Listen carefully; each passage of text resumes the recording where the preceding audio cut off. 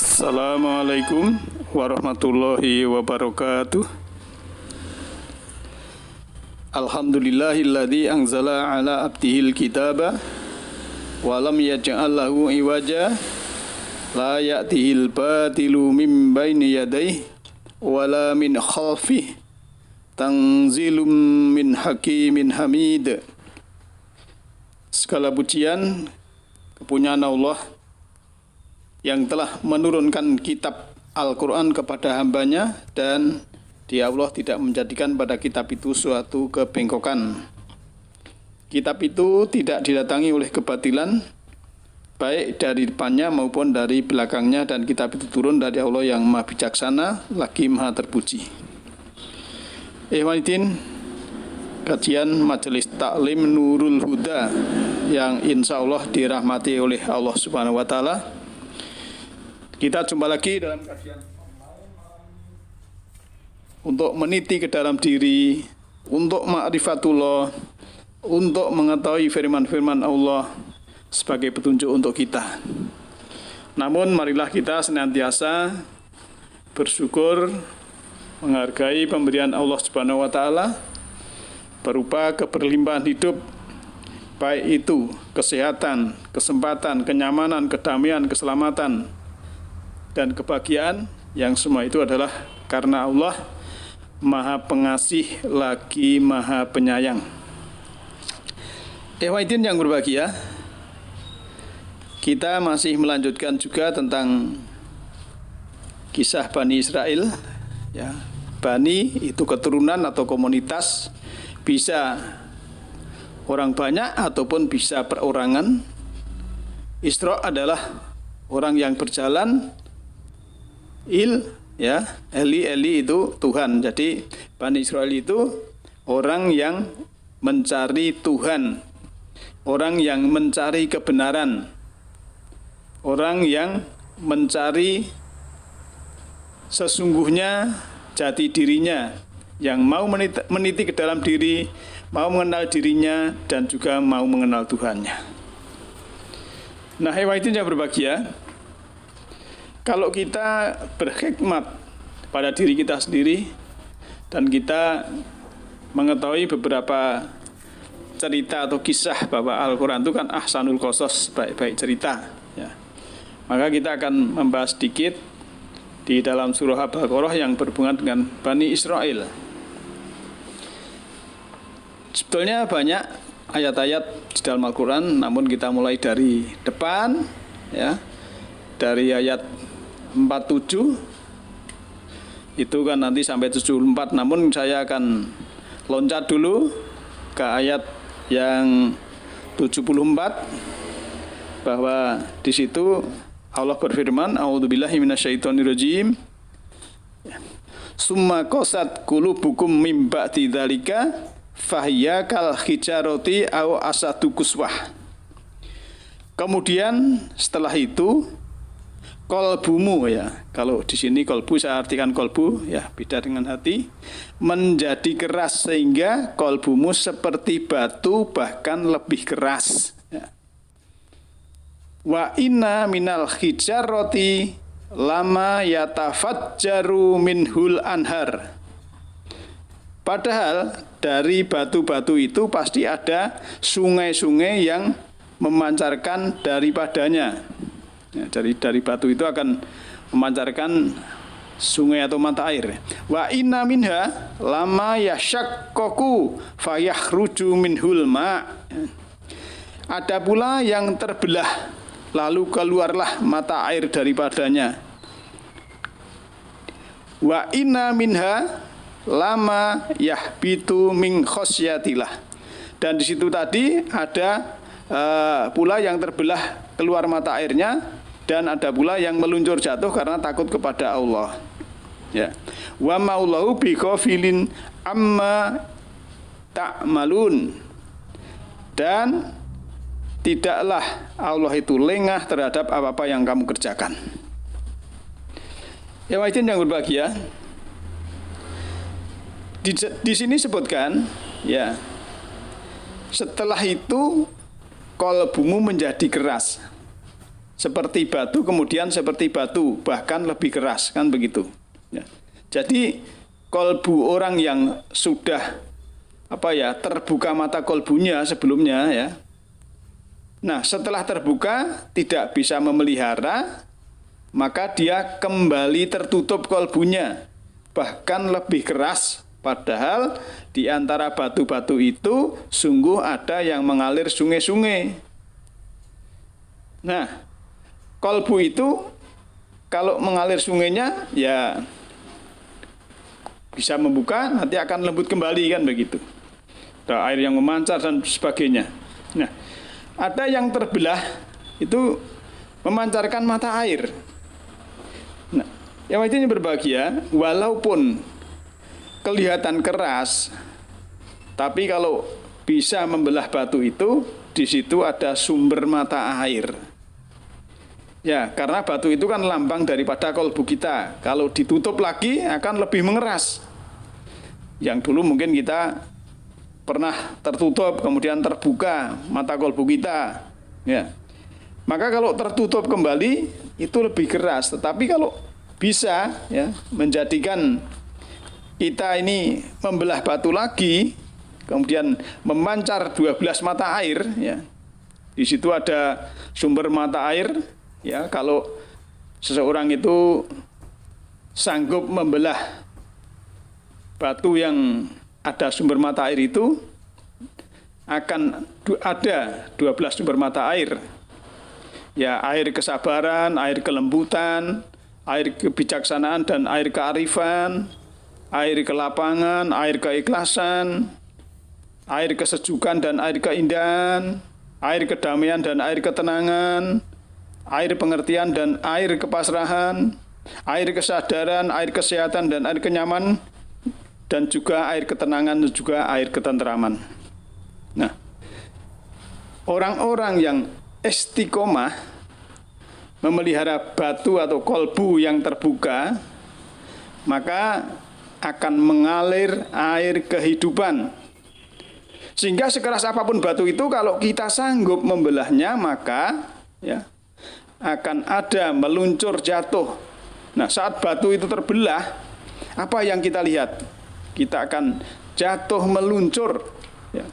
Maka kalau ada orang ya yang ke tempat wisata itu melihat air yang jernih ya dari batu-batu pegunungan, itu kan dia ingin ke sana, ingin mandi, kemudian di situ dia tenggelam meluncur ya, bersenang-senang dalam kesejukan, badan bisa bersih. Jadi ini sangat alamiah. Di mana-mana kalau ada air terjun, orang pengen meluncur mandi. Itu sebetulnya apa? Itu sebetulnya mereka-mereka itu ada kerinduan untuk jatuh di air yang sebenarnya. Kalau batu ini dibelah, keluarlah mata air. Dan saat mata air terbuka, kita akan meluncur jatuh di situ. Dan apa yang kita rasakan?